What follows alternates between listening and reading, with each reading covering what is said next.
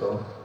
তিনি বলেন, রাসূল সাল্লাল্লাহু আলাইহি ওয়াসাল্লাম বলেছেন, যখন আল্লাহ তাআলা তার কোনো বান্দাকে ভালোবাসে তখন জিবরাইল আলাইহিস সালামকে ডেকে এনে বলেন, ও জিবরাইল, তুমি শোনো, আমি অমুক বান্দাকে ভালোবাসি, সুতরাং তুমিও তাকে ভালোবাসো।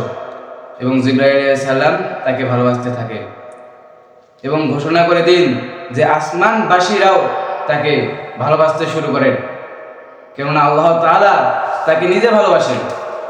আল্লাহ তাআলা যেহেতু নিজে ভালোবাসেন, তে আল্লাহ তাআলা তার যেহেতু বেহেশত আছে, দোজখ আছে, তে বেহেশতের লোক যারা আছে তাদেরকেও বলেন, ঘোষণা করে দিন যে আমি অমুক বান্দাকে ভালোবাসি, এবং সকলে যান সেই বান্দাকে ভালোবাসে এবং পৃথিবীতে তাকে জনপ্রিয় বানিয়ে দেওয়া হয়, কেননা আল্লাহ তাআলা তাকে নিজে ভালোবাসেন।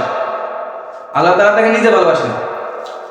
আল্লাহ তাআলা অন্য এক ব্যক্তির উপর যদি রাগান্বিত হয়, তখন জিবরাইল আলাইহিস সালামকে ডেকে এনে বলেন, ওগো জিবরাইল, শোনো, আমি অমুক বান্দার প্রতি রাগান্বিত হয়েছি, এবং আসমানবাসী এবং দুনিয়া যে যত মানুষ আছে তাদেরকে সবার কাছে পৌঁছে দাও যে আল্লাহ তাআলা তার অমুক বান্দার উপর নারাজ হয়েছে, আল্লাহ তাআলার উপর কুরবানি করেছে।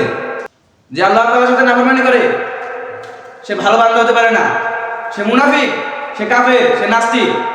নাস্তিক কোনো সময় আল্লাহ তাআলার সাথে ভালো ব্যবহার করে না, কেননা সে নাস্তিক।